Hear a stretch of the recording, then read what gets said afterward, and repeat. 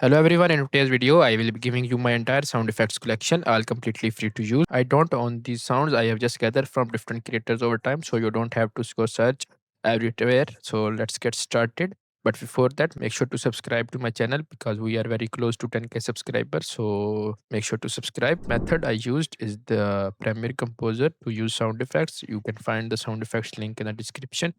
So I have just Premiere Composer installed. You can just go to Windows extension. Once installed, it will be showing here Premiere Composer. Now you can you have this user library option. So I have just gathered all the sound effects in the user library, so I don't have to move by folder to simply make them appear on my Premiere Pro. So once I just go, I will just search for whoosh.